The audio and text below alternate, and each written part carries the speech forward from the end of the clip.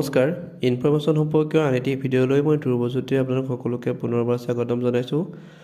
আজি মই আপোনালোকক দেখাবলৈ গৈ আছোঁ আপোনালোকৰ আধাৰ কাৰ্ডখন কেনেদৰে আপডেট কৰিব।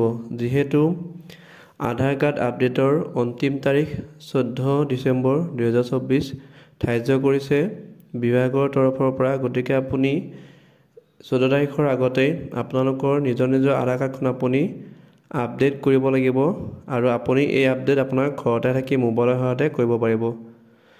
কিয়নো বৰ্তমান সময়ত যদি আপুনি আধাৰ কাৰ্ডখন আপডেট নাৰাখে তেতিয়াহ'লে আপুনি যিকোনো চৰকাৰী আঁচনি ধন পোৱাত অসুবিধা হ'ব।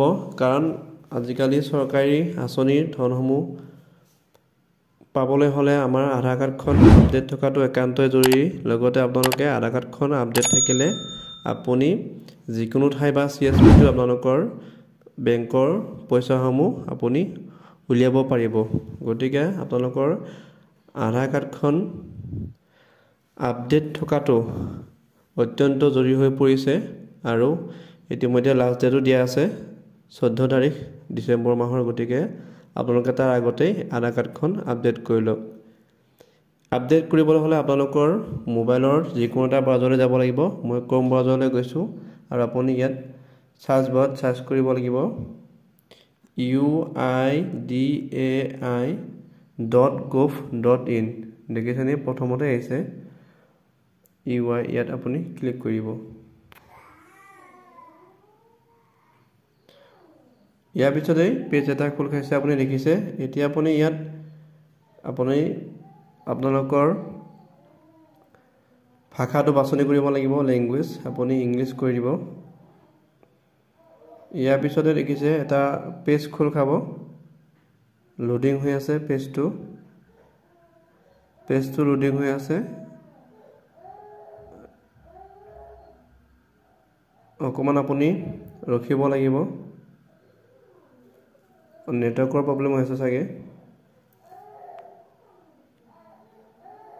আহিছে এতিয়া দেখিছে আপুনি ইয়াত এটা পেজ খোল খাইছে যিটো গভৰ্ণমেণ্ট অফ ইণ্ডিয়াৰ যিটো ইউনিক আইডেণ্টিফিকেশ্যন অথৰিটি অফ ইণ্ডিয়াৰ যিটো আধাৰৰ অফিচিয়েল পেজ আছে এইটো খোল খাইছে। আপুনি ইয়াত তললৈ স্ক্ৰল ডাউন কৰি গৈ থাকিব।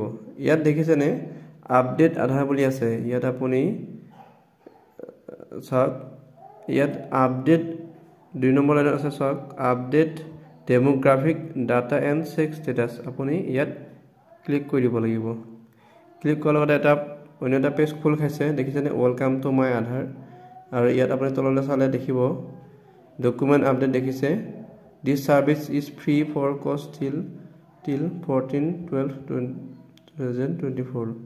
গতিকে আপোনাৰ এই ছাৰ্ভিচটো 14 তাৰিখলৈ ফ্ৰী হৈ আছে, যি আপুনি আধাৰ আপডেট কৰিব লাগিব। আপোনাৰ আধাৰত ডকুমেণ্ট আপডেট দিব লাগিব। ইয়াৰ বাবে আপুনি প্ৰথমতে লগ ইন কৰিব লাগিব। ইয়াত যে দেখিছে লগ ইন, এই লগ ইন আপুনি ক্লিক কৰক।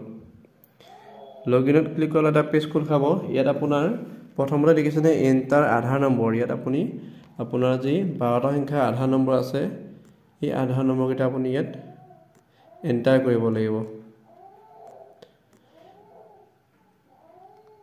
এণ্টাৰ কৰক।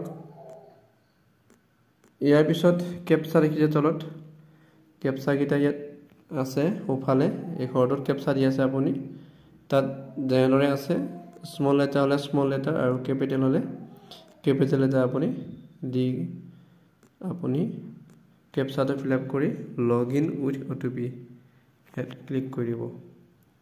এতিয়া আপোনাৰ আধাৰৰ সৈতে সংযোগ থকা মোবাইললৈ OTP যাব 6টা সংখ্যাৰ।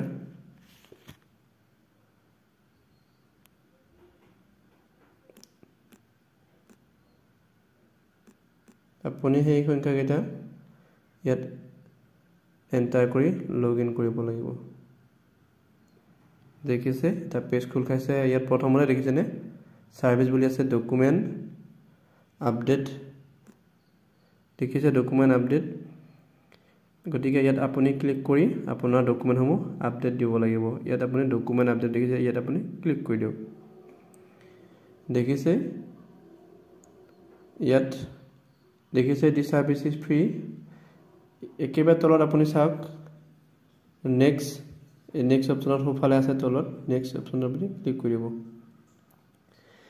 হাউ ইট ৱৰ্ক এইটো আপুনি পঢ়ি আপুনি নেক্সট দেখিছে সোঁফালে তলতে আছে তাত ক্লিক কৰিব ইয়াৰ পিছত আপুনি ভেৰিফাই কৰিব লাগিব এতিয়া আপোনাৰ প্ৰথমতে name gender date of birth আহিছে ইয়াত আপুনি I verify that the above details are correct ইয়াত আপুনি ক্লিক কৰিব লাগিব ক্লিক কৰি নেক্সট কৰি দিয়ক কে তলত সোঁফালে আছে এতিয়া আপোনাৰ কি দিছে গাইডলাইন ফৰ আপলোডিং ডকুমেণ্ট এই ডকুমেণ্টসমূহ আপোনাৰ JPEG PNG বা PDF ফৰ্মেটত হ'ব লাগিব আৰু 2 MBতকৈ বেছি হ'ব নোৱাৰিব প্ৰথমতে আপুনি কি কৰিব লাগিব please upload proof of identity document ইয়াত আপুনি আপোনাৰ আইডেন্টিটি ডকুমেণ্ট আপুনি ইয়াত আপুনি বিচাৰিব লাগিব ইয়াত আপুনি ক্লিক কৰক ইয়াত দেখি আছে ইয়াত আপুনি কি দিব চাই ল'ব ইয়াত আটাইবোৰ আছে ধৰি ললো মই পান কাৰ্ড দিম পান কাৰ্ড দেখিছে আপুনি পান কাৰ্ডত ক্লিক কৰি দিয়ক ইয়াত আপুনি ওকে কৰি দিব এতিয়া দেখিছে আপুনি view details and upload document ইয়াত আপুনি ক্লিক কৰিব লাগিব এতিয়া আপুনি কন্টিনিউ টু আপলোড পিছত আপুনি আপোনাৰ ফাইললৈ যাব লাগিব তাত আপোনাৰ য'ত আপুনি থৈ দিছে ফাইলটো বিচাৰিব লাগিব এইটো আপুনি ইয়াত ক্লিক কৰিব লাগিব দেখিছে 100 হৈ গ'ল ইয়াৰ পিছত আপুনি তলত দেখিছে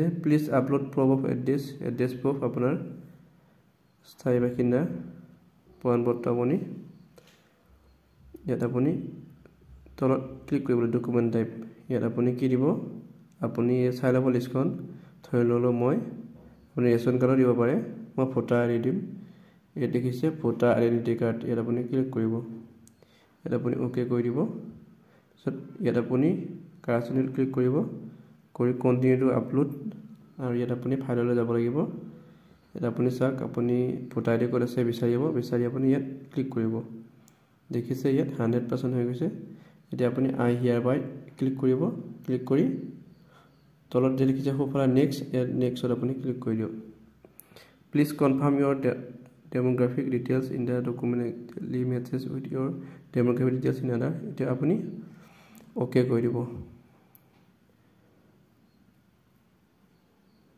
ওকে কৰি দিয়াৰ পিছত আপোনাৰ আহিছে ডিয়াৰ ৰেচিডেন্ট দি সাৰ্ভিস ফ্ৰী ইয়াত আপুনি তলত দেখিছে আকৌ সোঁফালে আছে একেবাৰে তলত সাবমিট আপুনি সাবমিট কৰি দিব আপোনাৰ মেছেজ এটা আহিব আপোনাৰ যি আধাৰ আপডেট পেন কৰিব আপোনাৰ আধাৰ আপডেট হোৱাৰ ইয়াত দেখিছে একনলেজমেন্ট আপুনি ডাউনলোড কৰি ল'ব পাৰিব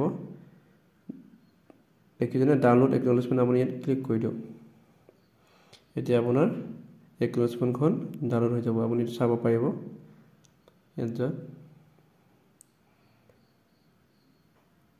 লোডিং হৈছে দেখিছে একনলেজমেন্ট স্লিপ ডকুমেন্ট আপডেট আপোনাৰ ডকুমেন্ট আপডেট হোৱাৰ যিখন একনলেজমেন্ট স্লিপ এই স্লিপখনো আপোনাৰ ইয়াত ডাউনলোড হৈ গৈছে ভিডিঅ' দেখুৱালে চোৱাৰ কাৰণে সকলোকে ধন্যবাদ জনাইছো